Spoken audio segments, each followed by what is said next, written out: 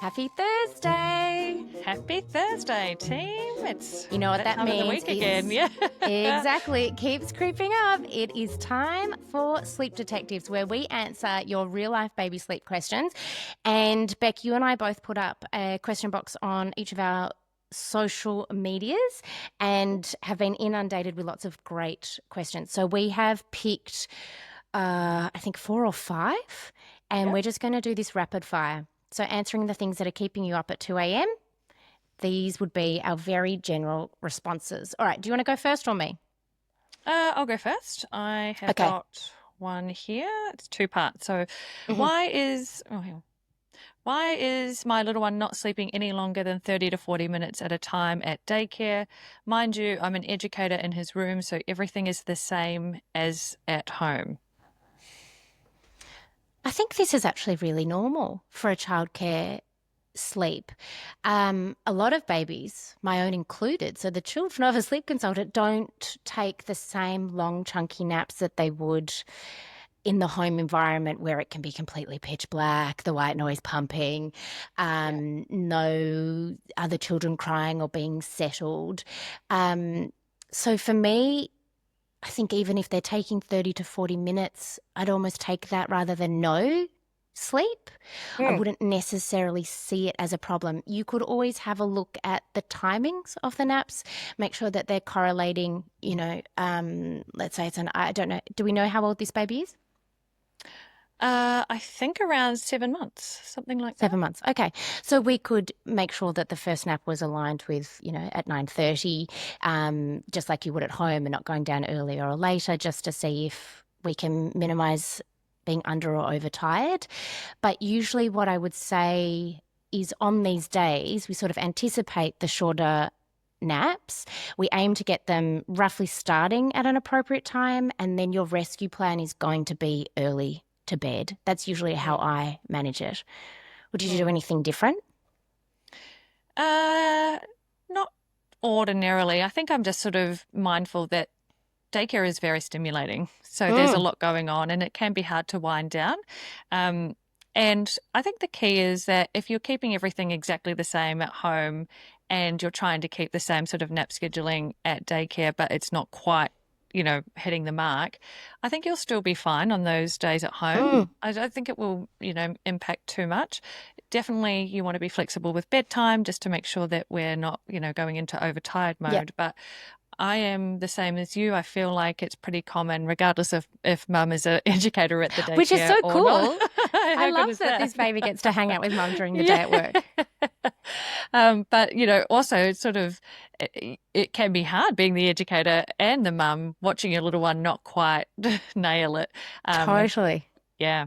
So I imagine that sort of adds a little bit of extra stress into the mix, but I feel like it's probably just something that will even out as time goes on. And if the nights, if he's able to handle the nights fairly easily, even with the dicky naps, then I think you're okay. Yeah. Yeah, totally.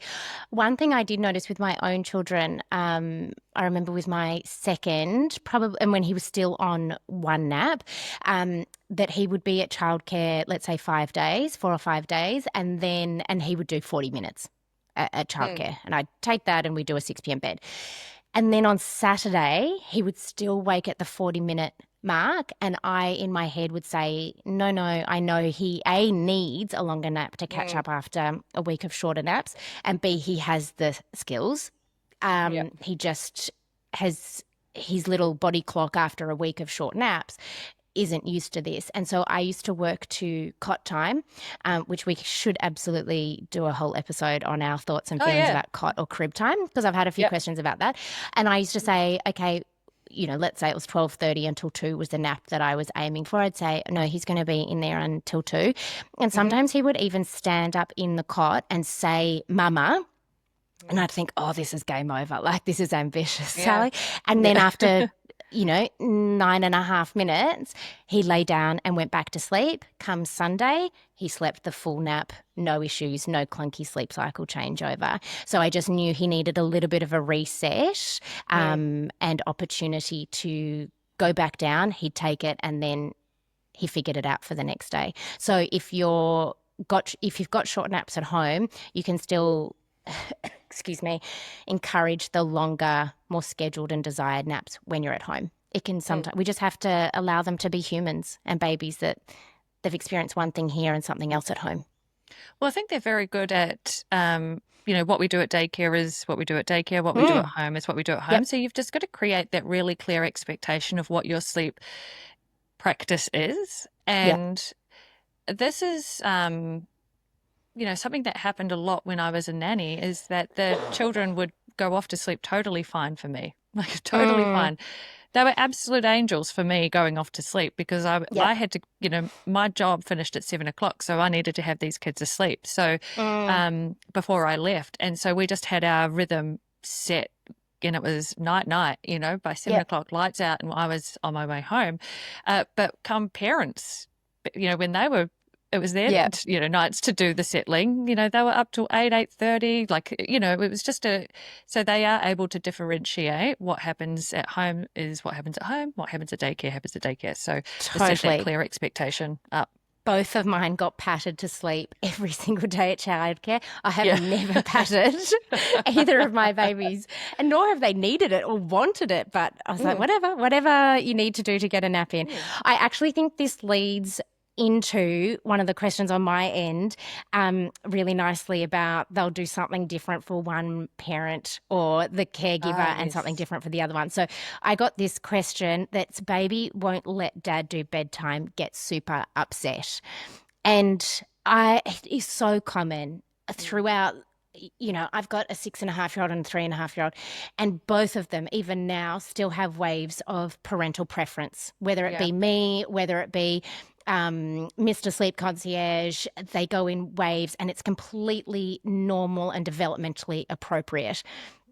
I also think, and I'm going to assume, so this is written by, I'm guessing the mother, is that mothers usually are the primary caregivers for the baby and spend so much more time doing it. And so baby knows that to be the pattern and the expectation. And then when we throw dad in the mix or the other parent in the mix, the baby's just not in on that. They're just not in on that plan. And so it can naturally be like, excuse me, what?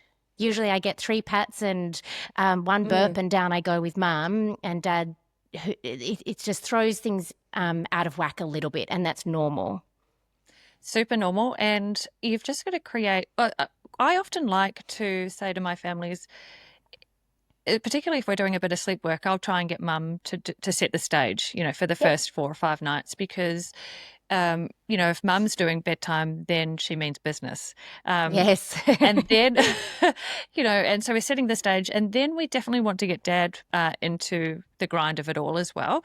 And so we usually pop dad in maybe like night 5, 6, 7. And the key is that you want to have consecutive nights with dad doing baby, because it does feel different for that very first night. They are usually a little bit like, but wait, like, I know mum's out there. Yes. Why is dad doing it? They're so clever. And so there's often a lot of resistance to that first settle, or if it's just a random one-off kind of settling evening for dad. But the key is just to sort of have consecutive nights, just back it up, for 2 or 3 nights doing the same thing and having dad do it, so that then it becomes normal.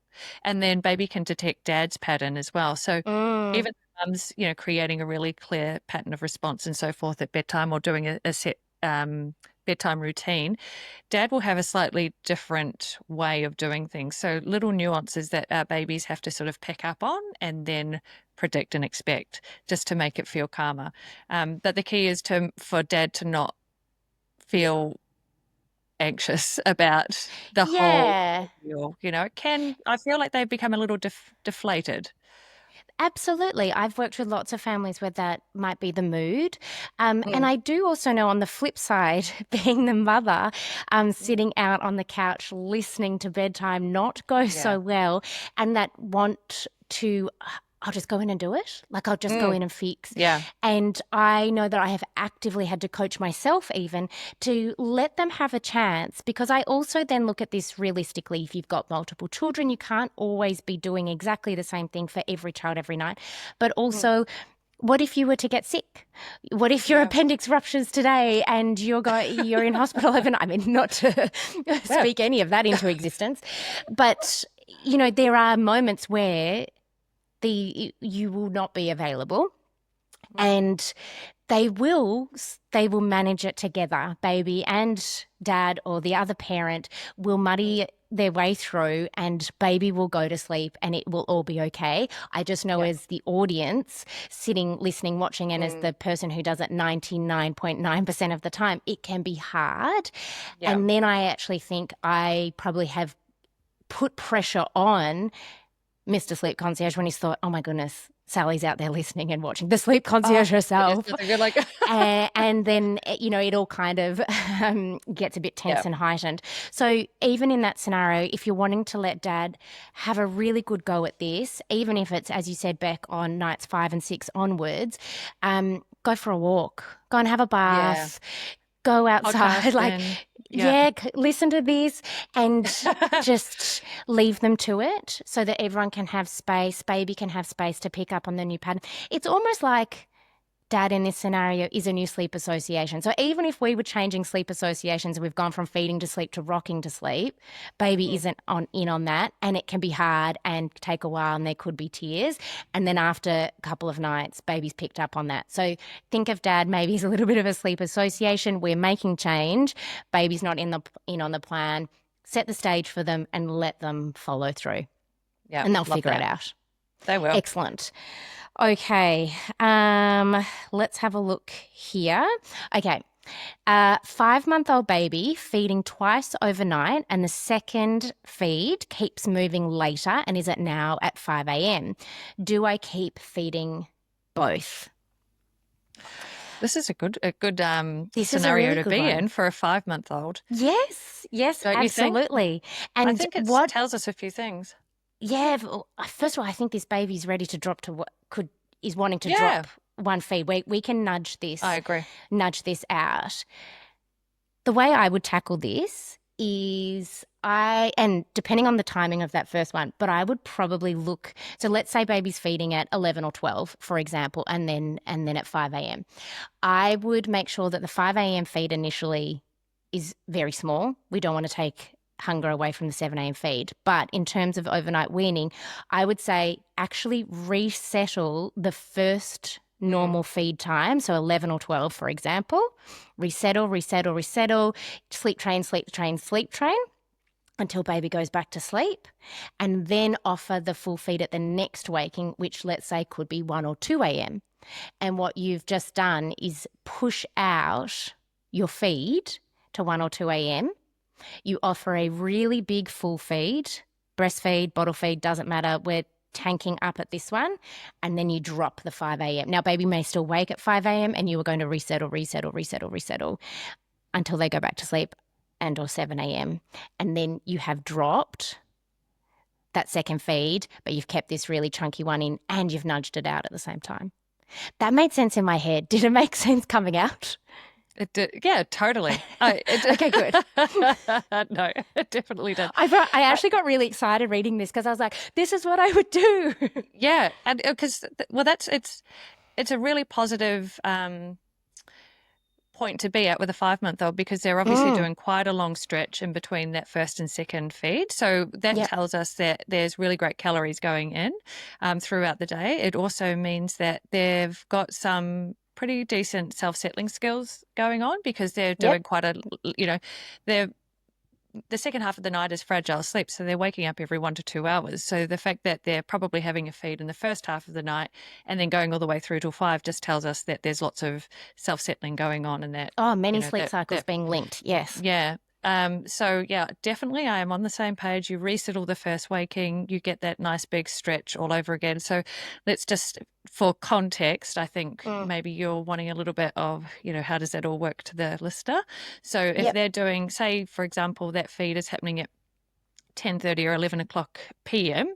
and they're going all the way through to 5 a.m., that is a good 6.5-hour stretch. So I think that that's what you're sort of referring to as like, okay, so if they're then going to be resettled and then wake at 1 o'clock, 1:30, 2 o'clock for that actual one big feed, then you can be confident that they can do that stretch to to the first feed of the day because they're doing Yes.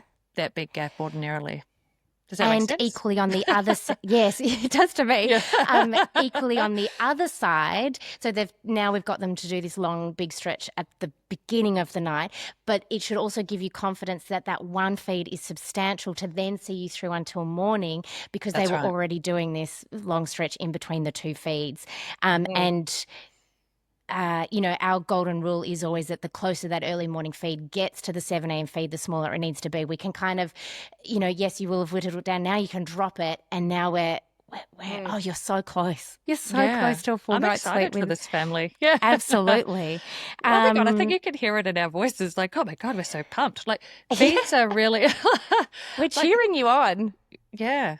And like, well, we talk about this a lot, but feeds really are, the crucial element to getting sleep organized and Mm. looking schmick and so forth. And so to have this up your sleeve at 5 months as an issue, that's really not an issue because it's easily solved. Yeah. I think it's great. Yeah. Amazing. Um, all right. Next question. 6-month-old cot settling worked amazing for the first week, and now week 3, it's taking longer. Mm. Oh, this is a very typical thing to happen as well. So once Mm-hmm. you're doing, I always find once you're starting to, dip your toes into doing some, less is more sort of settling. So if you're rocking and, holding and all the things to get your little one off to sleep, if you decide to go to cribside or cotside settling, then initially it's a little bit tricky to start with, and then it starts to Mm-hmm. get easier. And then it's normal for a little bit of resistance to come about because you're strengthening their skill set. So as their skill set develops and strengthens, you're probably finding that you're getting a couple of stretches overnight, which are a little bit longer, and they're able to settle themselves off to sleep, which means that they become a little bit resistant to all the help that's being offered at bedtime, simply because they're so much better than they used to be, and they may not Yeah. necessarily want all the help.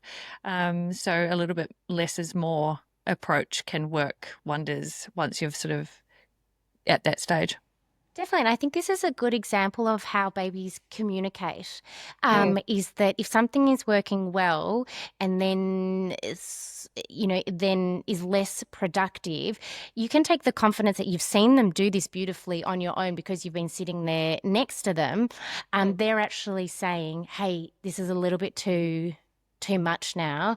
Can you let me have a go? And so it's just about doing less of what you Mm. have been doing, whether that it means you just move further away from the cot, but if you want to still stay in the room, do you step out of the room and have some curiosity and then look to go in and do your pats if they escalate, and then leave them to it again? And it's just about doing less, because we also need to get you out of the room at some point.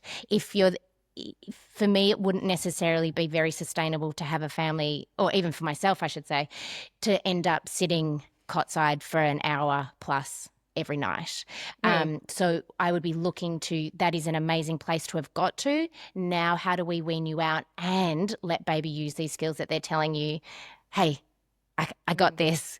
Can you give me a little bit of space? The other thing I think is often this can be age dependent as well.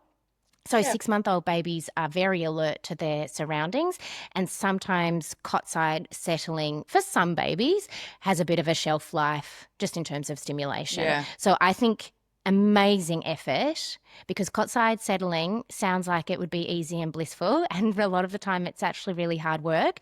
So if you've done the hard work and it's paid off, huge kudos to you and baby, and now you can start doing less of what you're currently doing, and that is such a normal and great progression to be up to. I think I know that this is supposed to be fast, but I always feel I feel like we should just we shouldn't ever say that we'll do this. We know ourselves too well now. We are in to give a full answer. How like, okay, so oh gosh, I hope this Here she makes goes. sense. I know. Sorry, everybody. Listen, if your little one, if you're having to do some sleep work because you're, say, taking this family, I have no idea because I don't know any of the background, but let's just shoot our shot and say the 6-month-old was waking every 2 hours over the course of the night.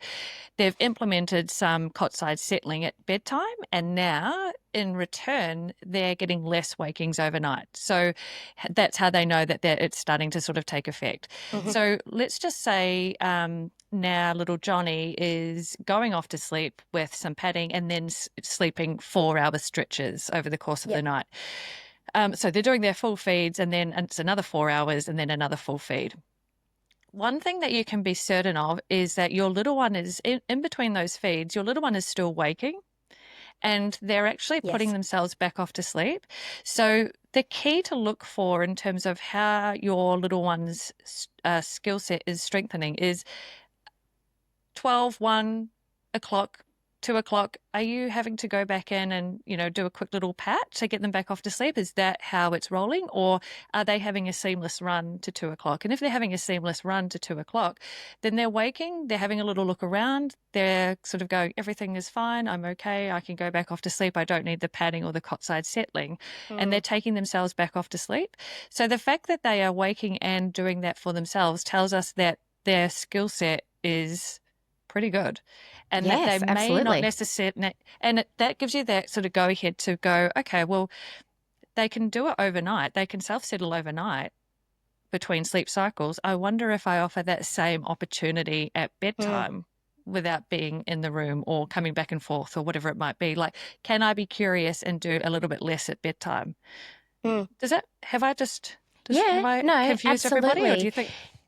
Because I think there's this common misconception that any kind of sleep work, and I'll use the word sleep training, but just encouraging a baby to sleep more independently means that babies stop waking up overnight. And it doesn't. A baby will continue to rouse at the end of a sleep cycle, just like you and I do. But the difference is, as you said, their little sensors come back in, they check, no, nothing to see here. I'm going to roll over and put myself back to sleep. And that is your sign that my baby is self-settling. My baby is linking a sleep cycle. I'm not having to assist every 45 minutes to 2 hours overnight. They've got the skill. Now I'm going to see how they can do it at bedtime. Is that what you were saying? That was my 100%. Understanding of what you were saying. Yeah. They're giving you really great glimpses into their skill set that you can take with confidence to say, great, the next iteration of this, the level up, is to see what can happen at bedtime by doing less. Yeah, 100%. Yep. So look for those glimmers of hope. Yes. Well, we've like fleshed out and made up our own story about this one question, but you can see how what we're looking for is what is a baby communicating in this? Because yes, we can put you on a schedule and feeds and environment and blah, blah, blah, but a lot of the next steps are determined by what baby is doing, and what they are doing or not doing is a form of communication so often, and they actually play a huge role in this. Yes, I send the plan to families, but I really need to send the plan to little Johnny and say, hey, I see you self-settling for 4-hour stretches. Now we're going to do it at bedtime.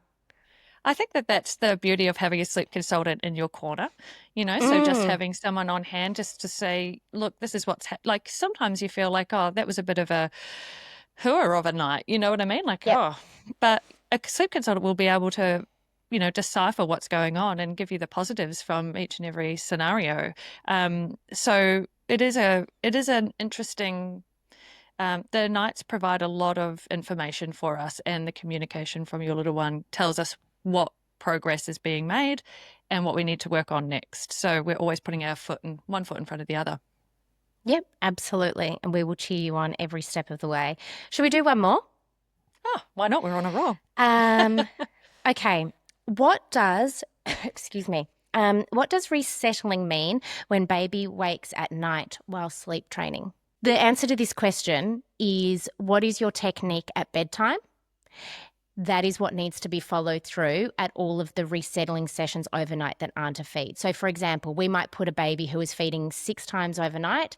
We might drop down to 2 4-hourly feeds, for example. I'll just use a 6-month-old baby, for example. Yeah. We're going to put them on two feeds. Now, I would go into night 1 absolutely anticipating that they're going to wake way more than these 2 magical feeds. What are we going to do at all of the other times? It's whatever technique you used at bedtime, you are going to follow through consistently. So if you rocked your baby to sleep all the way at bedtime, come 9 p.m., 11 p.m., depending on when your feeds are, all of those other moments, you are going to rock your baby back to sleep. If you are doing a more traditional sleep training technique, if you are using a FERBA, you're going to use your FERBA at bedtime, and then you're going to use your FERBA at all of these other moments outside of a scheduled feed to get your baby back down to sleep.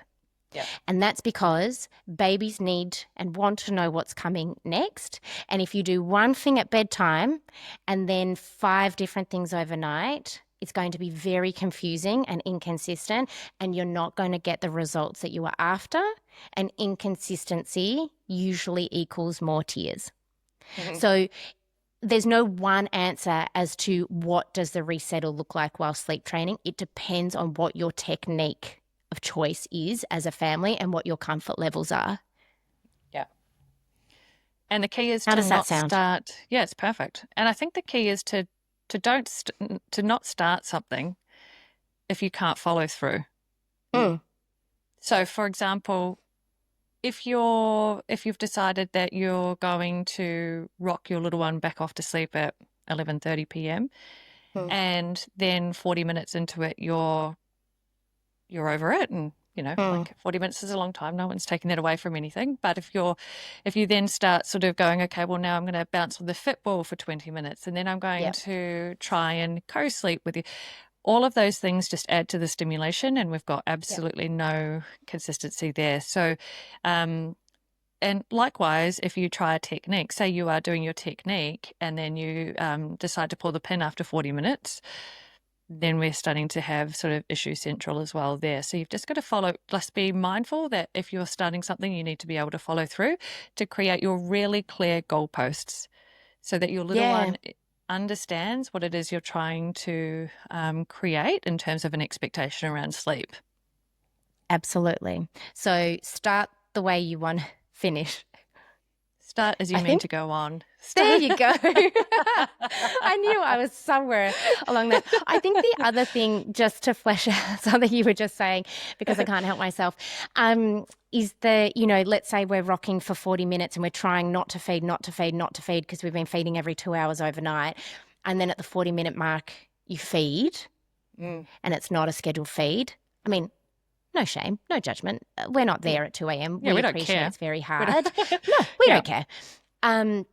What I would say is that we never want a baby to learn that the longer and harder they cry, the more likely they are to get X, Y, and Z. Because our job is not to do longer and harder of anything.